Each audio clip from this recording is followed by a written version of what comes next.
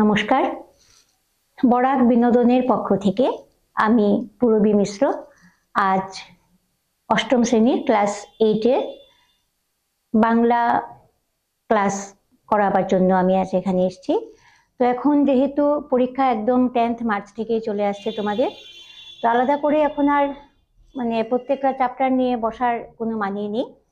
তো তার চেয়ে ভালো হবে আমরা চ্যাপ্টারের ভিতর থেকে যে পার্টটা নেব আর কি, সেটার কোয়েশ্চেন আনসারগুলো, প্রশ্ন উত্তরগুলি আমরা কিভাবে তৈরি করব, কিভাবে লিখলে আমাদের মার্কসগুলি ভালো আসবে, সেটা কিছুটা আজ আমরা আলোচনা করব।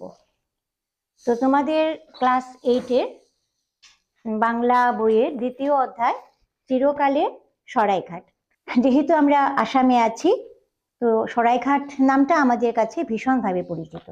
তো চিরকালের সরাইঘাট এই অধ্যায়ে তোমরা যারা মন দিয়ে অধ্যায়টা পড়েছো, পাঠটা পড়েছো, রিডিং করেছো, তারা বুঝতে পারবে যে এটার মধ্যে প্রধানত দুটো বিষয় তোমাদের এখানে বোঝানো হয়েছে। একটা হচ্ছে অসমে বীর, আমরা সবাই ওনার নামটা জানি, বীর লাচিত বরফুকন। ওনার যে দেশপ্রেম, ওনার যে নিষ্ঠা এবং দেশকে রক্ষা করার জন্য, অসমকে মুঘলদের হাত থেকে রক্ষা করার জন্য লাচিত বরফুকন যে প্রচণ্ডভাবে পরিশ্রম করে অসমকে রক্ষা করেছিলেন মুঘলদের হাত থেকে, সেই জিনিসটা আমরা অধ্যায়ের এই চ্যাপ্টারে প্রথম পর্বে আমরা এটা পড়ব। আর দ্বিতীয় পর্বে আছে তোমাদের কি সরাইঘাট সেতুটা কিভাবে ব্রহ্মপুত্র নদের উপরে বানানো হয়েছিল। একটা সেতু বানানো সেটা তো মুখের কথা নয়, তাছাড়া ব্রহ্মপুত্রটা ভীষণ খরস্রোতা, আমরা সবাই জানি। তো একটা নদীর উপরে এত বিশাল যে নদটা ব্রহ্মপুত্র, সেটার উপরে সরাইঘাট সেতুটা কিভাবে বানানো হয়েছিল, কে বানিয়েছিলেন, কি কি প্রতিকূলতা ওনাদেরকে ফেস করতে হয়েছিল, সেটা তার দুটো জিনিস তোমাদের এই চ্যাপ্টারের মধ্যে বোঝানো হয়েছে। তো একটা অধ্যায় যখন আমরা পড়ব, আমি আগেও বলেছি তোমাদের যে যখনই তোমরা কোনো লিটারেচার সাবজেক্ট পড়বে, সবার আগে গোটা চ্যাপ্টারটা তোমরা খুব ভালো করে পড়ে নেবে, রিডিং পড়ে নেবে, পাঠ করবে। পাঠ করার ফলে কি হবে, তোমাদের উচ্চারণটা ঠিকভাবে আসবে। তাছাড়া একটা জিনিস আমরা যখন মনে মনে পড়বো, তখন তার থেকে যখন আমরা উচ্চারণ করে পড়বো, জিনিসটা জোরে জোরে জোরে পড়বো, রিডিং করব, তখন সেই জিনিসটা আমাদের একদম ভিতরে গিয়ে ঢুকে যাবে। তো এটা যখন তোমরা রিডিং পড়বে, তখন ভালো করে তোমরা নিশ্চয়ই এটা বারবার রিভাইজ করেছো আমি আশা করছি। যেহেতু একদম আমরা এখন তোমাদের একাডেমিক সেশনের একদম শেষ পর্যায়ে তোমরা এসে গেছো, তো তার জন্য প্রত্যেকটা চ্যাপ্টার নিশ্চয়ই তোমরা আবারও প্রথম থেকে শেষ অবধি প্রতিটা চ্যাপ্টার নিশ্চয়ই রিভাইজ করছো, রিভিশন করছো। তো এই চ্যাপ্টারটা যখন তোমরা রিভিশন করবে, তখন প্রথমেই তোমরা এটা এই টুকরোটা থেকে প্রথমে তোমরা নিজেদের মনে মনে কোয়েশ্চেনগুলো তোমরা তৈরি করে নেবে। যেমন দেখো, প্রথমেই তোমাদের লাইনটা কি আছে, 1671 সনের সরাইঘাটের যুদ্ধ এবং লাচিত বরফুকনের নাম একই সঙ্গে উচ্চারিত হয়। তো এই যে একটা মাত্র লাইন, এই একটা লাইন থেকে আমরা অনেকগুলি প্রশ্ন পেয়ে যাচ্ছি, দুটো তো পেয়ে যাচ্ছি। যেমন ধরো, প্রথম প্রশ্ন আসতে পারে যে কত খ্রিস্টাব্দে সরাইঘাটের যুদ্ধটা হয়েছিল। প্রথম লাইনটা আমি কি বলেছিলাম আগে তোমাদের, 1671 সনে সরাইঘাটের যুদ্ধ এবং লাচিত বরফুকনের নাম একই সঙ্গে উচ্চারিত হয়। তাহলে আমরা এখান থেকে প্রথম প্রশ্ন আমরা কি পেতে পারি, সরাইঘাটের যুদ্ধ কবে হয়েছিল।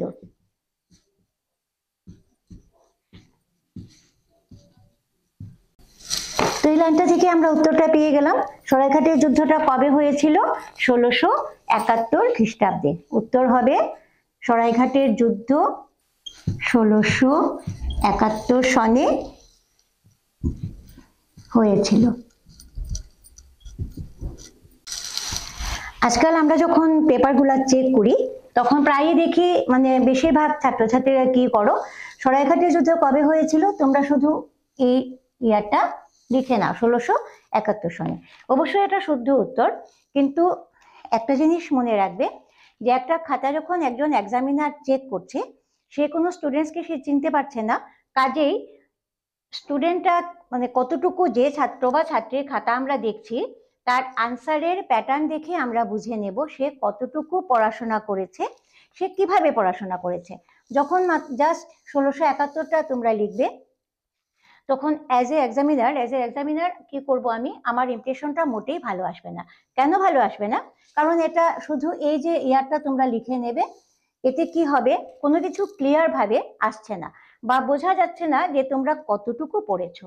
একজন স্টুডেন্ট যখন আনসারটা এইভাবে লিখবে, সরাইঘাটের যুদ্ধ 1671 সনে হয়েছিল, তখন আমরা কি বুঝবো যে সেই স্টুডেন্ট এই চ্যাপ্টারটা খুব ভালো করে পড়েছে, সে জানে যে কিভাবে প্রশ্নের উত্তরটা করতে হয়। তার জন্য কখনো শুধু ইয়ার বা শুধু নাম এরকম ভাবে লিখবে না, গোটা প্রশ্নটা আবার লিখে আনসারটা লিখবে তোমরা প্রত্যেকটা সাবজেক্টে।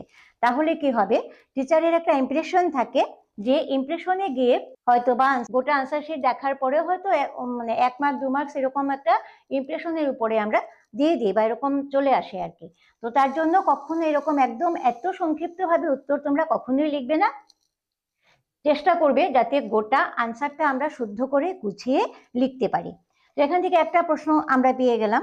তারপরে আমরা আবার কি পেলাম, যে এখান থেকে প্রশ্ন আসতে পারে যে লাচিত বরফুকন কে। যেহেতু এখানে লাইনটা আছে কি 1671 সনের সরাইঘাটের যুদ্ধ এবং লাচিত বরফুকনের নাম একই সঙ্গে উচ্চারিত হয়। তো এখানে প্রশ্নটা কি আসবে, লাচিত বরফুকন কে ছিলেন। তো এটার আনসার আমরা বিভিন্নভাবে করতে পারি, বা আমরা বলতে পারি যে লাচিত বরফুকন একজন স্বদেশ ভক্ত বীর ছিলেন। আরো আমরা লিখতে পারি কি, যে লাচিত বরফুকন যখন মোগল সৈন্যের বিরুদ্ধে অসমের সেনাবাহিনীর যুদ্ধ হয়, তখন সেই যুদ্ধে আহোম সৈন্যের দায়িত্বে ছিলেন সেনাপতি লাচিত বরফুকন। তো দুভাবে আমরা এই আনসারটা করতে পারবো। তখন আমরা দেখে নেব যে কোয়েশ্চনের মধ্যে মার্কস কত। শুধু যদি 1 মার্ক থাকে সেখানে, তাহলে আমরা লিখে নেব লাচিত বরফুকন একজন স্বদেশভক্ত বীর ছিলেন। যদি আমরা দেখে নেই যে এখানে মার্কসটা 2 আসছে, তখন আমরা আরেকটু বড় করে লিখব যে লাচিত বরফুকন কে ছিলেন, তিনি ছিলেন একজন স্বদেশভক্ত বীর, যিনি সরাইঘাটের যুদ্ধে মোগল সৈন্যের বিরুদ্ধে অসমের পক্ষে যুদ্ধ করেছিলেন। এইভাবে কোয়েশ্চনের মার্কস বুঝে তোমাদেরকে ধরে ধরে আনসারগুলো লিখতে হবে। তারপরে দেখো, সরাইঘাটের যুদ্ধ কাদের মধ্যে হয়েছিল, যদি আনসারটা আমরা কোথায় পাবো, এই যুদ্ধ সংঘটিত হয়েছিল আহোম এবং মোগলদের মধ্যে। তাহলে যখন তোমাদের প্রশ্ন আসবে যে সরাইঘাটের যুদ্ধ কাদের মধ্যে হয়েছিল,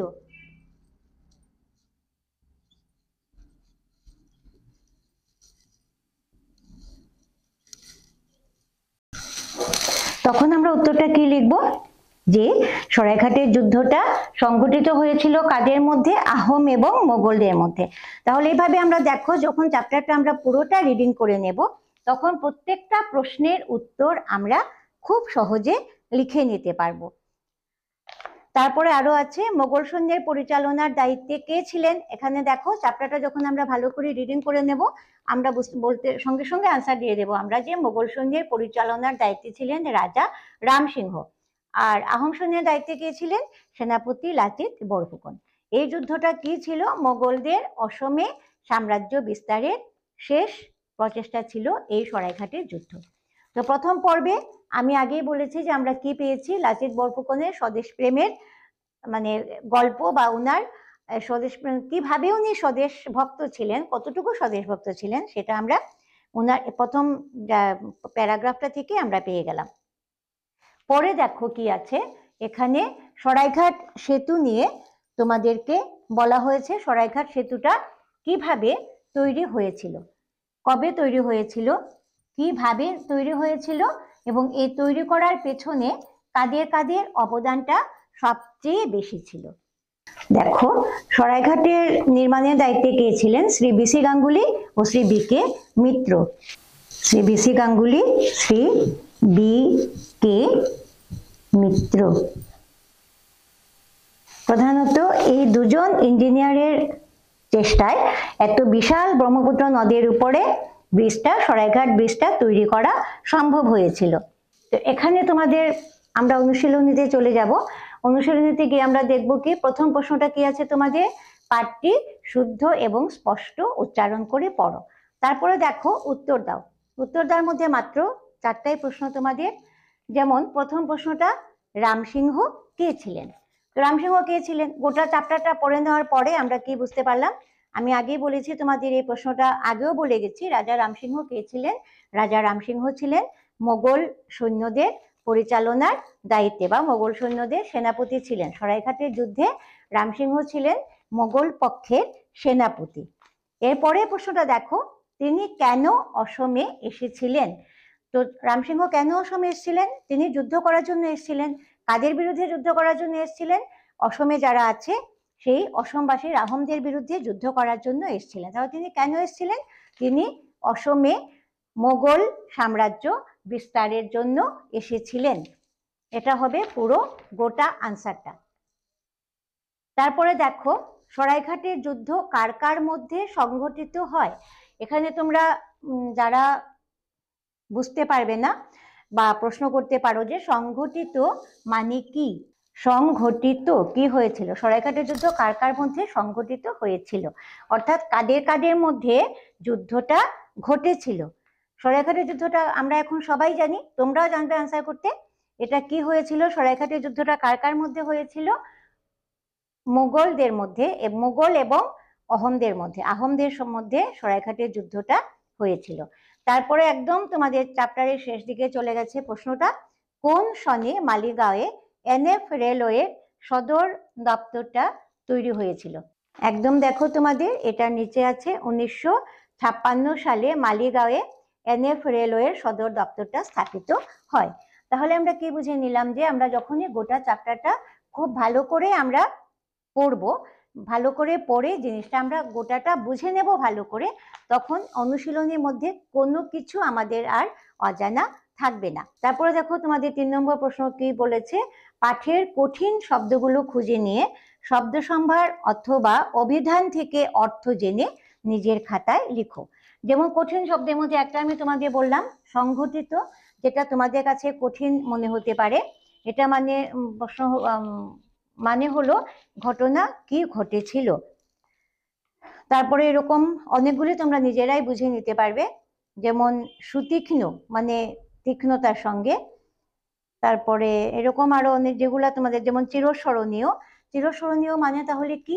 যারা আমাদের কাছে চিরকাল, যাদেরকে আমরা স্মরণ করি, সব সময় আমরা যাদেরকে মনে করি, তারাই হচ্ছেন চিরস্মরণীয়।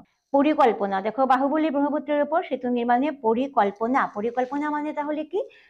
একটা জিনিস গুছিয়ে চিন্তা করা, সেটা হলো পরিকল্পনা করা। এইভাবে মানে বিভিন্ন জায়গা তোমরা পাবে। গোটা চ্যাপ্টারটা পড়ে নিলে আমরা বিভিন্ন জায়গাতে একটু কঠিন কঠিন শব্দগুলি পাবো, যেগুলো হয়তো তোমরা ক্লাস 7 অবধি পাওনি, সেটা তোমরা ক্লাস 8-এ পাবে। সেটা তোমরা আলাদা খাতার মধ্যে সুন্দর করে লিখে নেবে, 1 2 3 এরকম করে। যেমন 1 সংগঠিত, 2 যেমন হলো বিচ্ছিন্ন, এরকম সিরিয়ালি যখন তোমরা লিখবে এবং পাশে এটার অর্থটা তোমরা লিখে নেবে, তখন তোমাদের পড়ে নিতে, চ্যাপ্টারটা বুঝে নিতে কোনো অসুবিধা হবে না। তারপরে পাঠের অবলম্বনে নিচের বাক্যগুলো পাঠের অবলম্বনে পূর্ণ করো, মানে শূন্যস্থান পূর্ণ করো। এটা তো একদমই কঠিন নয়, কেন কি এটা একদম বইয়ের থেকে তোমাদের লাইন তুলে দেওয়া হয়, তো এটা তোমাদের পক্ষে করা মোটেই কঠিন নয়। তারপরে দেখো তোমাদের প্রত্যেকটা বিষয়ের মধ্যে তোমাদের এরকম দেওয়া থাকে যে শিক্ষক শিক্ষয়িত্রীর কাছ থেকে জেনে নাও। এটার মধ্যে আছে মোমাইকাটা গড় এবং পঞ্চবার্ষিক পরিকল্পনার বিষয়ে শিক্ষক শিক্ষয়িত্রীর কাছ থেকে জেনে নাও। তো এটা তোমরা ক্লাসের মধ্যে টিচার্সের কাছ থেকে জেনে নিতে পারো এই জিনিসগুলি। তারপরে আবার এসছে তোমাদের উত্তর বলো ও লিখো। তো এখানে একটু বড় করে তোমাদের উত্তরগুলি লিখতে হবে। যেমন সরাইঘাটের যুদ্ধ জয়ের মূল কথাগুলো কি? সরাইঘাটের যুদ্ধ লাচিত বরফুকন যে জয় করতে পেরেছিলেন, তিনি যে বিজয়ী হয়েছিলেন, সেটা কেন হয়েছিলেন, কিসের জন্য হয়েছিলেন?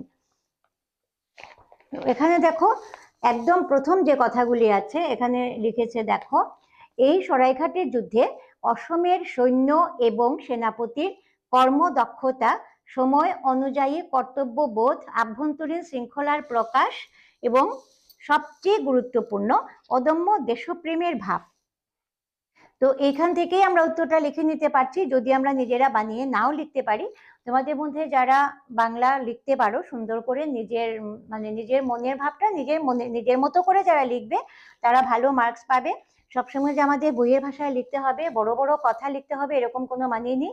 আমাদের নিজেদের খুব সহজ এবং সুন্দর করে এবং শুদ্ধ করে, সবার আগে তোমরা খেয়াল করবে যে তোমরা যাই লেখো না কেন লেখাটা যাতে শুদ্ধ এবং পরিষ্কার হয়। সেই লেখাটা যে এক্সামিনার খাতাটা তোমাদের দেখবে তিনি যেন খাতাটা দেখে ভালো করে বুঝে নিতে পারেন যে জিনিসটা তুমি বুঝে লিখেছ। তোমাদের মধ্যে অনেকে কি করো, প্রত্যেকটা সাবজেক্টের নোট বই তোমরা কিনে নাও এবং নোট বই থেকে গোটাটা তোমরা কি করো, আনসার স্ক্রিপ্টে তোমরা লিখে দাও। এমনও হয় অনেক সময়, যেমন নোটবুকে এরকম লেখা থাকে, যেমন ধরো কোয়েশ্চেন নাম্বার 4 আনসারটা দিয়ে দিল, কোয়েশ্চেন নাম্বার 2 দেখো। এমনও হয় যে আনসার স্ক্রিপ্টে আমরা যখন আনসারগুলি চেক করি তখন অনেকে কি লিখে নাও, যেমন প্রশ্নটা এসছে তোমরা ঠিক নোট বইয়ের কথাটাই তোমরা লিখে দাও যে কোয়েশ্চেন নাম্বার 2 দেখো। তখন আমরা বুঝে নেব, যারা আমরা খাতাগুলা চেক করছি, আমরা পড়াচ্ছি, আমরা খাতা চেক করছি, আমরা বুঝে নেব যে তুমি চ্যাপ্টারটা একদমই পড়োনি। চ্যাপ্টারটা যদি তুমি পড়ে নিতে তাহলে তোমার এই আনসারটা লিখে নিতে মোটেই অসুবিধে হতো না। তার জন্য আমি বলছি না যে নোটবুক তোমরা দেখবে না, যেহেতু এগুলো একটা গাইড বুক হিসেবে তোমরা এটা পড়তেই পারো অ্যাজ এ রেফারেন্স বুক, কিন্তু সবসময়ে পুরো আনসারটা একদম আমরা নোট বইয়ের মতো লিখে নেব বা একদম বইয়ের ভাষায় লিখে নেব, এটা মোটেই ঠিক না। যেমন এখানে সরাইঘাট যুদ্ধ জয়ের মূল কথাগুলো কি, আমি তোমাদের এখানে দুটো গোটা চ্যাপ্টার পড়ে যে আনসারটা আমরা লিখবো সেটা এখানে সুন্দর করে লিখে দিয়েছে যে সরাইঘাট যুদ্ধটা কেন লাচিত বরফুকন বা অসমের সৈন্যরা জিতেছিল। কারণ কি ছিল, সেনাপতির কর্ম দক্ষতা ছিল, ওনার নিষ্ঠা ছিল, ওনার অধ্যবসায় ছিল, এবং আর কি ছিল, সময় অনুযায়ী কর্তব্যবোধ, দেশের প্রতি ভালোবাসা, দেশের প্রতি কর্তব্য করার ইচ্ছে ওনার ছিল, আভ্যন্তরীণ শৃঙ্খলার প্রকাশ, এবং উনি ছিলেন খুব ডিসিপ্লিনড। সেনাপতি কে ছিলেন? লাচিত বরফুকন ছিলেন। তো ওনার যে কর্মদক্ষতা ছিল, ওনার যে কর্তব্যবোধ ছিল, সময়ের প্রতি নিষ্ঠা ছিল, উনি খুব সময়ানুবর্তী ছিলেন এবং খুব শৃঙ্খলাবদ্ধ ছিলেন, উনি ডিসিপ্লিন ছিলেন, এবং সবচেয়ে যেটা গুরুত্বপূর্ণ সেটা হচ্ছে ওনার খুব বেশি দেশপ্রেম ছিল। সেই দেশপ্রেমের জন্য সবকিছু মিলিয়ে এই যুদ্ধটা তিনি জয় করতে পেরেছিলেন। তো এইভাবে আমরা একটু, যেহেতু এই আনসারটা একটু বড় হবে, উত্তর বলো এবং লিখো, এটা 3 মার্ক বা 3 থেকে 4 এরকম মার্কস আসবে। তো এই বুঝে তোমরা এটার উত্তরটা করে নেবে। এরপরের প্রশ্নটা দেখো, গুয়াহাটি মানুষকে কেন আকর্ষণ করে চলছে? তো গুয়াহাটিতে কেন মানুষ আকর্ষণ করে চলছে? মানুষ একটা জায়গাতে কি দেখতে যায়, বিভিন্ন যেমন মন্দির বা এই ধরনের জিনিস, তীর্থস্থানগুলি দেখতে যায়, তাছাড়াও ন্যাচারাল বিউটি যেটা থাকে, প্রাকৃতিক সৌন্দর্য, এটা দেখার জন্য মানুষ এক জায়গা থেকে অন্য জায়গায় যায়। তো অনেক আগে থেকেই গুয়াহাটি কি করছে, তোমাদের চ্যাপ্টারের অধ্যায়ের ভিতরে আছে, দেখো, মানুষকে আকর্ষণ করে চলেছে। গুয়াহাটি এখানে দেওয়া আছে প্রাচীন প্রাগজ্যোতিষপুর, তার মানে গুয়াহাটির আগের নাম কি ছিল? অনেক আগের নাম ছিল প্রাগজ্যোতিষপুর। তো এখান থেকে আমরা আরেকটা কোয়েশ্চেন পেয়ে নিতে পারি যে গুয়াহাটির প্রাচীন নাম কি ছিল? এটা আরেকটা প্রশ্ন আসতে পারে তোমাদের, গুয়াহাটির প্রাচীন নাম কি ছিল? তো এখানে আমরা যেহেতু তোমাদের দেওয়া আছে অতি প্রাচীনকাল থেকে গুয়াহাটি প্রাচীন প্রাগজ্যোতিষপুর, তো আমরা লিখব উত্তরটা কি হবে, গুয়াহাটির প্রাচীন নাম ছিল প্রাগজ্যোতিষপুর।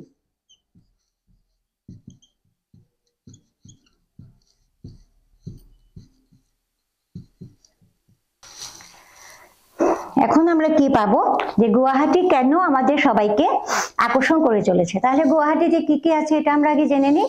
গুয়াহাটিতে আছে কামাখ্যা মন্দির, ভুবনেশ্বরী মন্দির, উমাপতি উমানন্দ ভৈরবের মন্দির, ব্রহ্মর্ষি বশিষ্ঠ দেবের আশ্রম। এত কিছু মিলে এটা এত সুন্দর, এটা যে এখান থেকে একদম আগের থেকে, প্রাচীন কাল থেকে এখনো অবধি মানুষ এটাকে অনবরত এই জায়গাটাতে গুয়াহাটিতে আসছে এবং এটার সৌন্দর্যটা দেখছে। তাছাড়াও উত্তর পূর্ব ভারত এটাকে কি বলা হয়? দেশের দ্বিতীয় ভূস্বর্গ। প্রথম ভূস্বর্গটা কি আমরা বলি? কাশ্মীরকে বলা হয় ভূস্বর্গ।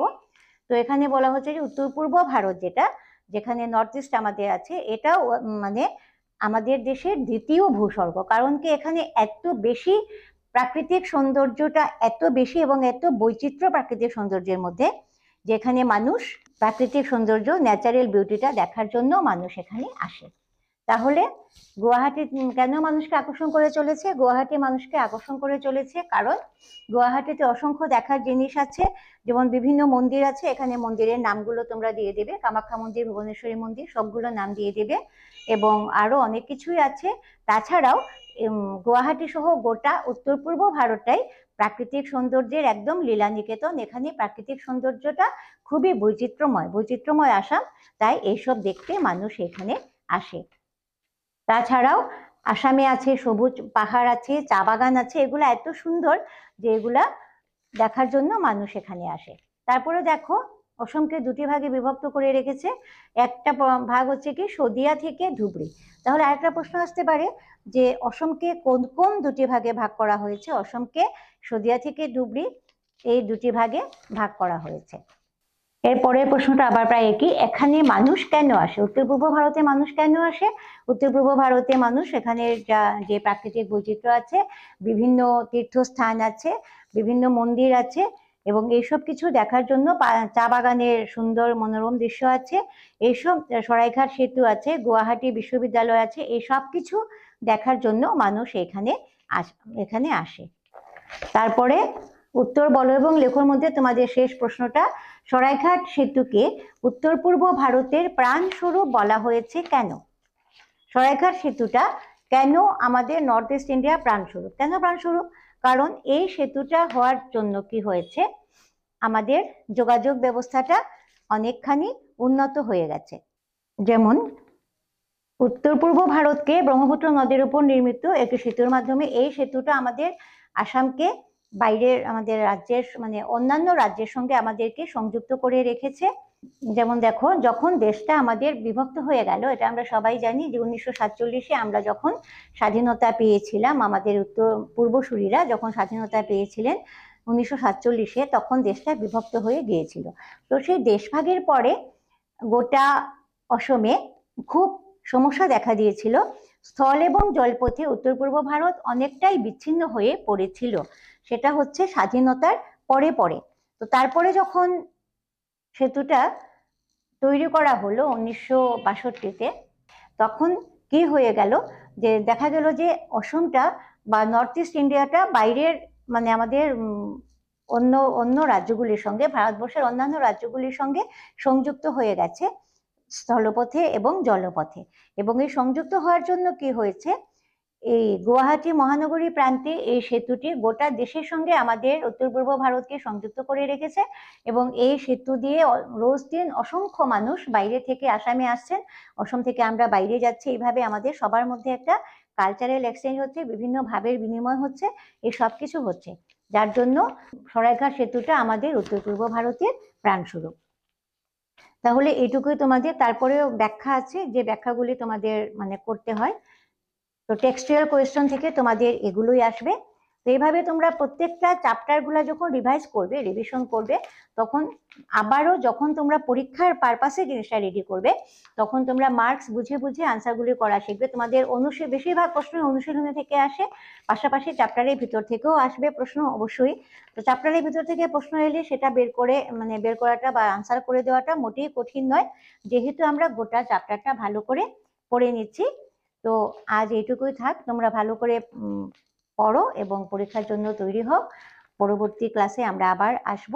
আমি তোমাদের আবারও বলছি, তোমাদের কারুর যদি কোনো কিছু আমাকে জিজ্ঞাসা করার থাকে, আমার থেকে জেনে নেওয়ার থাকে, আমার হোয়াটসঅ্যাপ নাম্বারটা দেওয়া আছে, এখান থেকে তোমরা আমার হোয়াটসঅ্যাপ নাম্বারটা জেনে যাবে এবং আমার সঙ্গে তোমরা যোগাযোগ করতে পারো। কমেন্টস বক্সে কমেন্টস দিও, লাইক করবে, শেয়ার করবে। ধন্যবাদ।